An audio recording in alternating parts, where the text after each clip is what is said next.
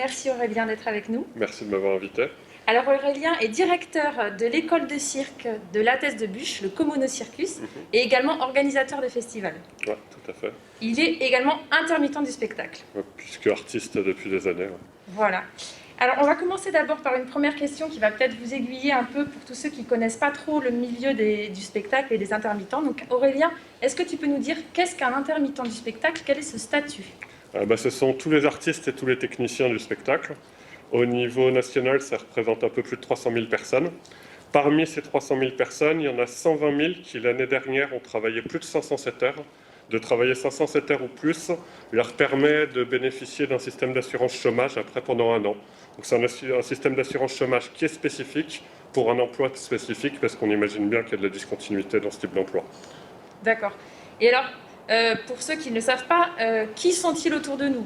Est-ce qu'on en rencontre au quotidien des intermittents du spectacle? Vous en voyez au quotidien, dans le sens où c'est tous ceux qui... C'est tous les artistes, c'est tous les chanteurs, les musiciens, les comédiens, les acteurs. C'est tous ceux qui vont faire du spectacle vivant, du spectacle de rue, c'est tous les circassiens, les conteurs, les marionnettistes. Et puis au niveau technique aussi beaucoup, c'est tous ceux qui vont permettre aux télévisions, qu'elles soient locales ou nationales, de fonctionner. C'est tous ceux qui sont sur les tournages de cinéma, ceux qui permettent au théâtre, aux salles de concert d'être en ordre de marche au début de la représentation. Concrètement, c'est les gens qui font des lumières, c'est les gens qui font du son, c'est les gens qui montent des décors et qui permettent que le show puisse fonctionner. Donc énormément de personnes autour de nous, vous l'aurez bien compris. Alors, Aurélien, quelle est la situation des intermittents du spectacle aujourd'hui suite au Covid-19 et au confinement? Écoutez, au niveau national, on va dire que plus personne ne travaille depuis le 1er mars, alors que le confinement a commencé le 15. Pour ce qui est de la reprise d'activité, c'est hyper compliqué à envisager.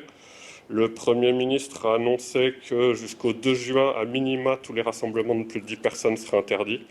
Vous imaginez bien que s'il y a 100 rassemblements de plus de 10 personnes, il n'y a évidemment pas de spectacle, il n'y a évidemment pas de concert, mais il n'y a pas non plus de tournage de cinéma, il n'y a aucune de ces professions qui peut vivre. Et puis on sait déjà que jusqu'à septembre, au moins, il n'y aura pas de rassemblement de plus de 5000 personnes. Maintenant, il est carrément vraisemblable qu'en plus ça se durcisse au fil de la crise sanitaire. Donc pour le moment, il n'y a aucune reprise de travail qui est prévue. Donc quel risque pour les intermittents? Quelles conséquences ça aurait pour eux? Déjà, le premier risque, forcément, de ne pas pouvoir travailler, c'est pas épanouissant. Maintenant, le gros risque, c'est que ces gens-là, dont c'est des métiers qui sont spécifiques et qui sont les leurs, ne bénéficient plus du système d'assurance chômage et que du coup, ils se basculent directement dans des situations de pauvreté extrême, bien qu'ils aient des compétences spécifiques. Et concrètement, ça peut faire des dizaines de milliers de personnes qui se retrouvent sur le bord de la route. Concrètement, ça veut dire sans argent pour nourrir leurs enfants, sans de quoi payer le loyer, juste dans des situations de misère. Sans aucun revenu pour certains, oui, effectivement. Pour beaucoup. Ouais. Pour beaucoup. Et alors, que propose pour l'instant le gouvernement et pourquoi ça semble pas suffisant? Pour le moment, ce qui est proposé, c'est des mesurettes. Il y a une proposition de chômage partiel qui s'est faite, qui est déjà hyper compliquée à mettre en œuvre, puisque le chômage partiel peut se faire qu'avec des contrats signés. Or, dans ces métiers-là, tous les gens qui les pratiquent savent que les contrats sont signés le jour même, avant, voire même parfois après la prestation. En plus de ça, même quand le chômage partiel est possible à mettre en œuvre, il ne couvre que 7 heures au lieu de 12 heures ou 10 heures habituellement. Et surtout, lors d'une indemnisation, il ne compte pas d'argent. C'est-à-dire que même pour les quelques-uns qui pourraient malgré tout prolonger leur système d'assurance chômage, ce serait avec des taux d'indemnité journalière complètement désastreux. Donc le chômage partiel, là, pour ces professions-là, ça ne fonctionne pas. Le reste, concrètement, ils ont fait quelques effets d'annonce, mais c'est des écrans de fumée. Là, pour le moment, quelqu'un qui aurait sa date anniversaire, donc qui devrait renouveler ses droits au 15 septembre 2020, s'il a pas ses heures au 15 septembre 2020, n'aura rien. C'est-à-dire qu'il bascule directement au RSA et dans une galère totale, quoi. C'est encore, il a le droit au RSA, parce qu'il y a certaines personnes aussi qui n'ont même pas le RSA, je précise. Donc effectivement, ce serait catastrophique et ce serait pour de nombreuses personnes, beaucoup d'intermittents dans cette situation. On estime à plus de 70 000 personnes sur les 120 000 qui sont indemnisées à l'heure actuelle. Voilà, donc c'était énorme. Et quelle serait la solution selon les intermittents du spectacle eux-mêmes? Alors des solutions, il y en a une. Elle fait d'ailleurs complètement consensus, que ce soit sur l'ensemble des syndicats, que ce soit sur le CIP, le comité des intermittents et précaires. Il faut ce qu'on appelle une année blanche. C'est-à-dire qu'il faut reporter les droits d'assurance chômage pour tous les intermittents du spectacle sur une durée de 1 an Et en plus, cette durée de 1 an doit être assortie de toute la durée de la période dans laquelle on ne peut pas travailler. Je ne dis pas la période de confinement, je dis la période dans laquelle on ne peut pas travailler, c'est-à-dire par exemple, si les théâtres peuvent rouvrir, disons, au 1er septembre, entre le 1er mars et le 1er septembre. Ça fait 6 mois de plus. C'est la seule solution qui permette aux gens des professions de maintenir leur droit d'assurance chômage et de ne pas se retrouver dans des situations de paupérisation. En plus de ça, il ne faut pas oublier tous ceux qui sont primo-accédants, qui pour la première fois ou qui allaient revenir dans ce système d'intermittence du spectacle. Il y en a plein forcément. Là, au 1er mars, ils avaient par exemple 300 heures sur les 507, sauf que depuis, entre le 1er mars et le 1er septembre, ils ne vont pas pouvoir faire les 207 de plus. La seule solution pour eux, c'est pour une fois, exceptionnellement, de faire un taux d'accès, par exemple, à la moitié des heures. Effectivement, et pour ceux qui ne connaissent pas trop le fonctionnement, c'est vrai qu'on a du mal à comprendre pourquoi la solution n'est pas idéale si on reporte juste du temps du confinement, mais parce qu'il faut savoir que toute la programmation printemps-été est quand même primordiale pour les intermittents du spectacle, et même si on repousse, faire les heures en hiver, ce serait très compliqué. Pour une grande majorité d'entre eux, ce serait très compliqué. Pour tous ceux qui font les festivals de musique, c'est l'été. Les festivals de cirque, de théâtre de rue, c'est bien évidemment l'été. Au-delà de ça, là, cette année, il y a tous les gros festivals qui sont annulés. Il faut savoir qu'il y a plein de gros festivals, par exemple Avignon, Châlons, Aurillac, c'est ça. C'est des festivals où on va présenter des spectacles à la profession, des nouvelles créations. Et grâce à ces présentations, l'année d'après, on travaille. Du coup, en vérité, la crise, on va la ressentir forcément au moins sur 2 ou 3 ans, à minimum.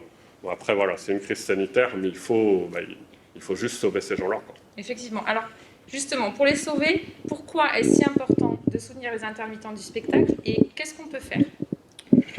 C'est important parce que, forcément, je pense qu'il y a beaucoup de gens qui, à l'issue de leur journée de travail, sont contents de s'évader devant un film, qui ont parfois des quotidiens qui ne sont pas faciles. Et le week-end, ils sont bien contents de pouvoir aller voir un spectacle, de pouvoir aller voir un concert, de pouvoir tout simplement rêver, de pouvoir passer des bons moments avec leurs amis.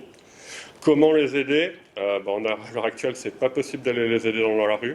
Vous pouvez signer des pétitions, il y en a plusieurs qui tournent. Il y en a 2 principales qui ont déjà recueilli plusieurs centaines de milliers de signatures.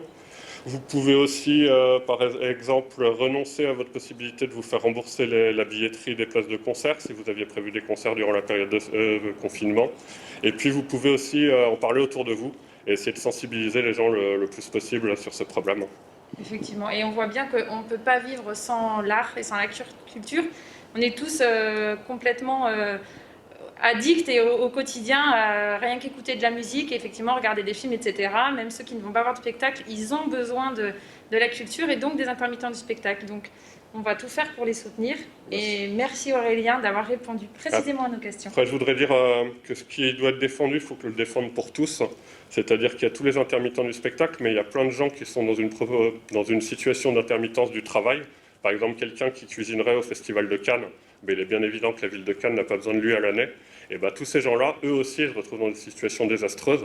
Et ce n'est pas juste les intermittents du spectacle, c'est tous les gens qui ont une profession intermittente par nature qu'il faut soutenir à l'heure actuelle. Et enfin, on nous a dit que le monde de demain ne serait pas celui d'aujourd'hui ni d'hier. Il y a aussi, avant le confinement, il devait y avoir une réforme d'assurance chômage qui devait passer. Pour le moment, cette réforme d'assurance chômage, elle n'est absolument pas annulée, elle est reportée au 1er septembre. On nous parle de crise économique, ce n'est pas une crise économique. Il va y avoir une crise économique, mais il va y avoir avant tout une crise sociale.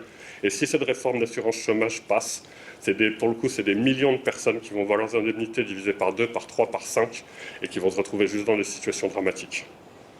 Voilà, donc vous aurez compris, c'est très important ce que nous dit Aurélien aujourd'hui, et on va tout faire donc, pour faire entendre ce message, donc partager au maximum pour que le gouvernement entende notre appel. Merci Aurélien et bon courage pour la suite. Merci beaucoup.